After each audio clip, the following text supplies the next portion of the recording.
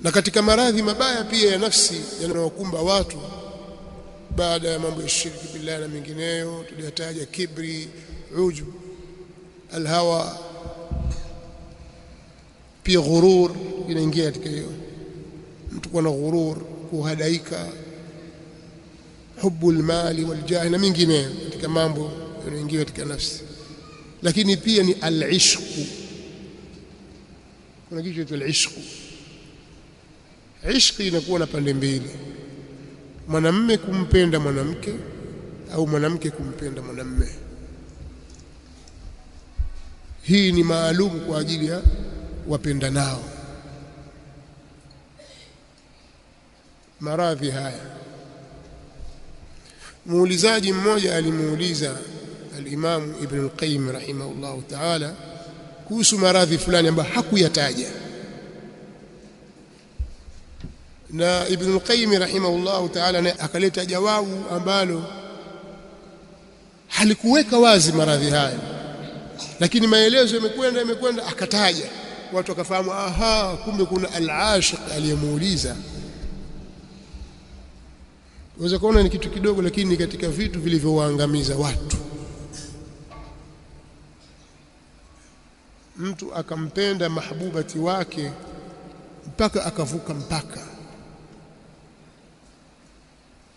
yani mwanamume akampenda mwanamke, awe ni mke au mwanamke anataka kumwoa au kinyume cha hivyo, na hivyo hivyo mwanamke kwa mwanamume. Ikawa mapenzi yale yameingia katika moyo wake, yakauenea ule moyo mpaka yakakaribia kumuua. Mambo haya pia yanawatoa watu, yanawavua dini na dunia, bali inawavua mpaka roho za watu, wanakufa kwa jambo hili. Ni katika maradhi ambayo idha stahkama azza ala al-atibba'i dawa'uhu, yanapokuwa yamekaza, yameingia katika mahali na akakaa vizuri, watamakkan, madaktari huwa hawawezi, wanatopewa katika kuyatibu. Wa ayal alila dawa'u. Sasa sheria ya Kiislamu imewekea dawa. Msemaji mmoja alisema, alhubbu da'un 'udhalun la dawa'a lahu. Alhubbu da'un 'udhalun la dawa'a lahu yaharu fihi al-atibba'u an-nahariru. قد كنت أحسب أن العاشقين غلوا في وصفه فإذا بالقوم تقصير.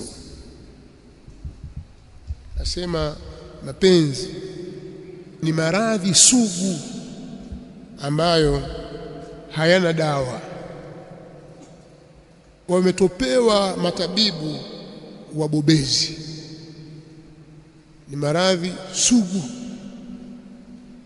yaharu fihi al-atibba'u an-nahariru, wanatopewa wale matabibu walio mahodari wabobezi. Msemaji asema, qad kuntu ahsabu anna al-ashiqina ghalaw fi wasfihi, mimi nilikuwa ninadhania kwamba wenye mapenzi hayo wamevuka mpaka katika kuyaelezea kwamba hawa sasa wamezidi bwana.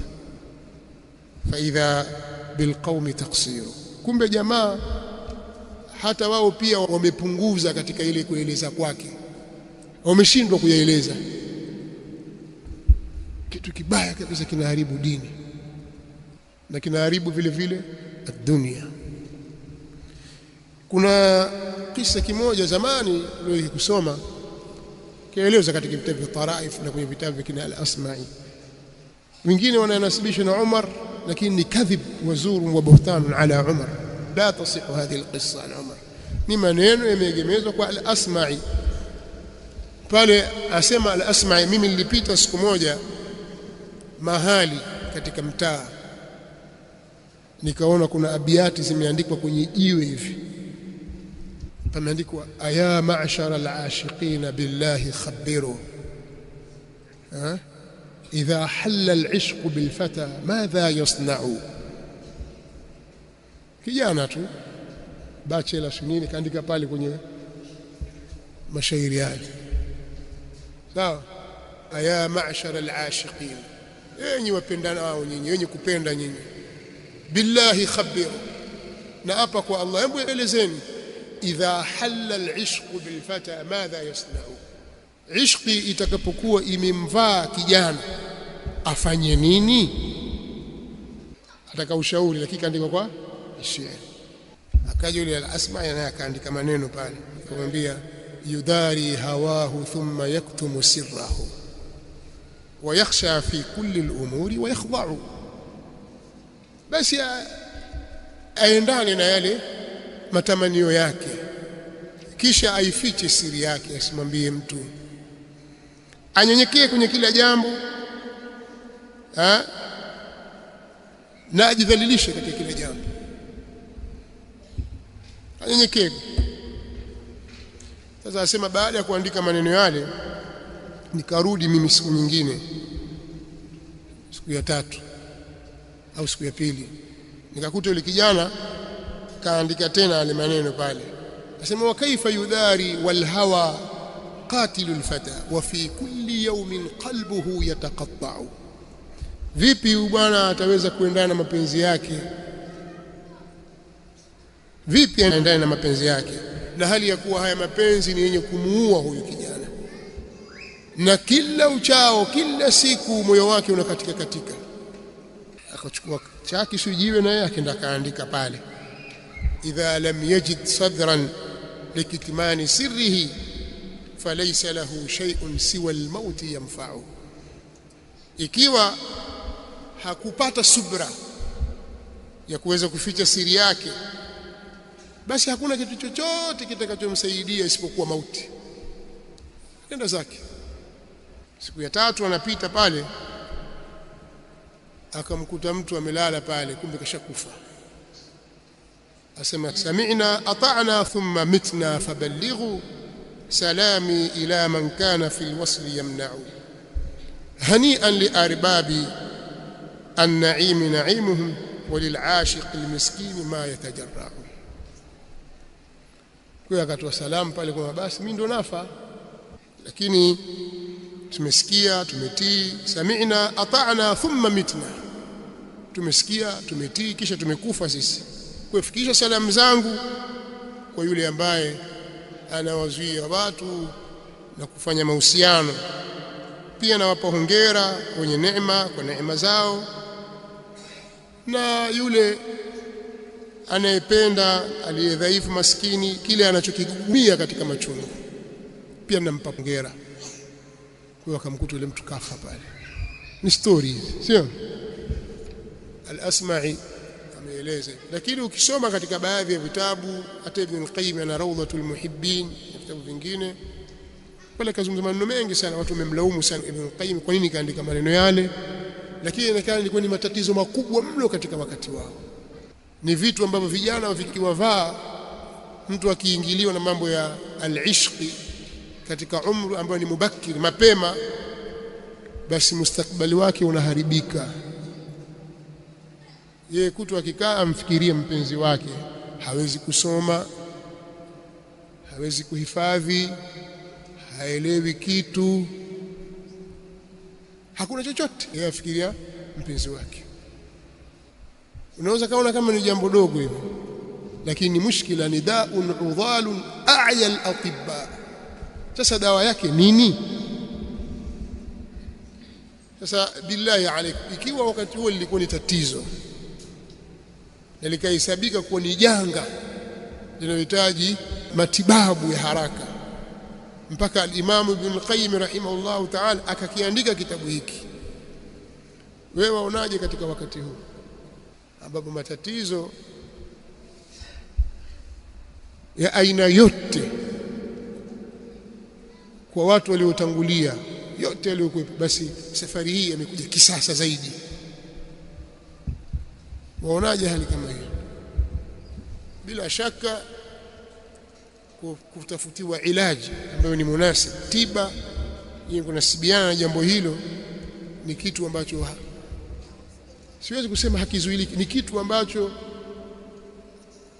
kinatakiwa kipewe kipaumbele, na tiba iko katika vitabu katika kitabu cha Allah subhanahu wa ta'ala na sunna za mtume sallallahu alaihi wa alihi wasallam na maneno ya atibbaul bari'in kama al-Imam Ibn Qayyim rahimahullah ta'ala. Kwa sababu hao mabwana wakubwa wanaitwa mabwana wakubwa ambao wanaweza kukushauri katika jambo hili, wao wenyewe wakifika wakati pia wajinyonga na suti yake, akajijonga na tai yake aliyoivaa shingoni. Kwa hiyo watu hufikia wakati wakajiua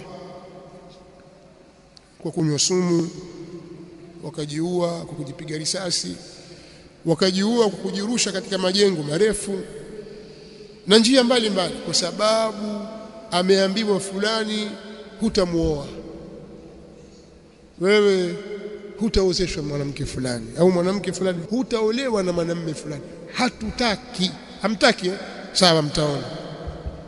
Ajiua. Watu wangapi na kesi ngapi hizo zimepita kwa watu, wakazidhulumu nafsi zao, wakayafanya haya waliowafanya. Sasa tiba yake ni nini? Yuko daktari anaweza kutibu mambo haya? Aljawabu la, hakuna. Imam rahimahullah ta'ala alisema fa in qila wa hal ma'a dhalika kullihi min dawa'in li hadha ad-da'i al-'udhal wa ruqyatin li hadha as-sihr al-qattal wa ma al-ihtiyal li daf'i hadha al-khayal al-khabal wa hal yamliku al-'ashiq qalbahu wal-'ishq qad wasala ila suwaidatihi. Aliulizwa, sasa je, pamoja na hayo yote yaliyotajwa katika maradhi haya ambayo ni maradhi sugu, je, kuna dawa, kuna matabano, kuna ruqya ya kuweza kuiua hii sihiri na uchawi huu wenye kuua? Kuna hila yoyote? Ndio Sheikh al-Imam akaandika kitabu hiki kwa lengo la kuwapa ponyo wenye maradhi ya aina hiyo ambayo ni maradhi ya ndani yasiyowezekana na madaktari. Akatumia njia mbalimbali za kueleza, za kumsaidia mtu kwa njia za tauba, kutubu kwa Allah subhanahu wa ta'ala. Na bila shaka dawa kubwa ya shirki ni tauhid. Kwa akakumbusha juu ya swala la tauhid na mtu kukithirisha tauba na istighfar na kuepuka madhambi na sababu zake. Akaeleza aliyoeleza mpaka akafika katika mlango wa adhkar, mlango wa adhiya na adabu zake na namna ya kufanya ili kulitibu gonjwa hili sugu na mfano wake.